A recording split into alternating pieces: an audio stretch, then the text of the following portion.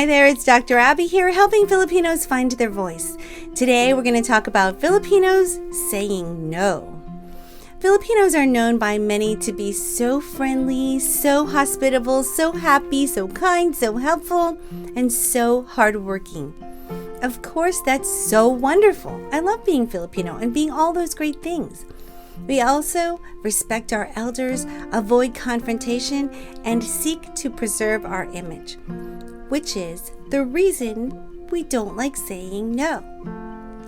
First of all, our culture holds elders in very high esteem as authorities over us and figures that we must respect and obey at all times, never questioning them because they are considered to be wiser than the young ones. The thought of disrespecting an elder in the Filipino culture is shameful. We would never want anybody to say, "Can you believe that child said no to her mother? Such disrespect. That child needs discipline, and that parent has no control over her child." This is where we bring in the cultural value of hiya, which is shame, and it also touches on the fact that Filipinos highly value the opinions of others. Many Filipinos find it difficult to say no. So instead of saying no, they'll say, "Yes, maybe, okay, ask me later, let me check, sure, yes, of course, I'll be there." And then they don't show up, or they don't do what they said they were going to do.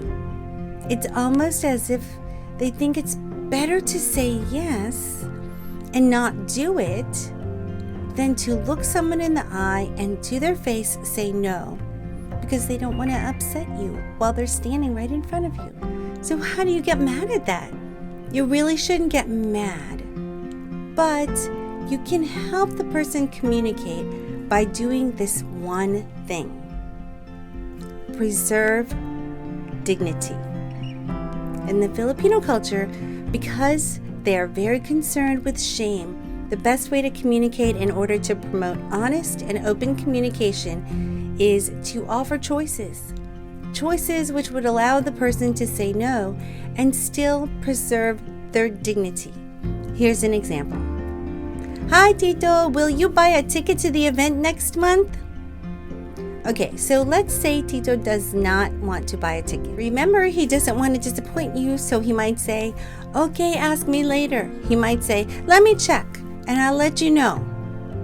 That is so that he doesn't have to say no, because that would make him look bad, and that might hurt your feelings.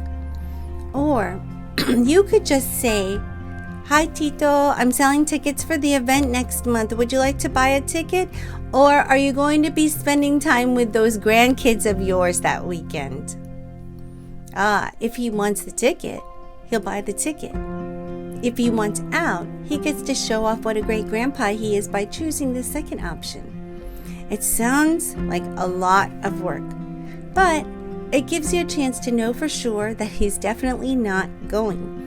And an extra bonus is that Tito will feel a little closer to you in a way because you've shared that moment talking about his grandkids.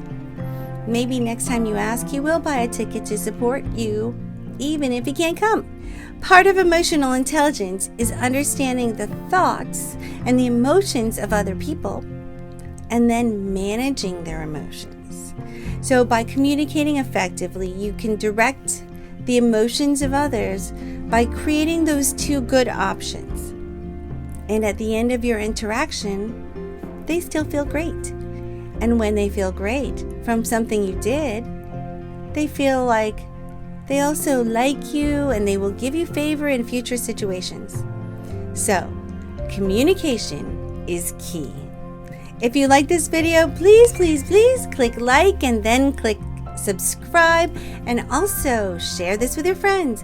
And if you really want to learn assertiveness, I made that great online course at thewordwallet.com so you can learn all the tricks to assertiveness. Thank you so much for joining me today. Go out there and speak up, Anak.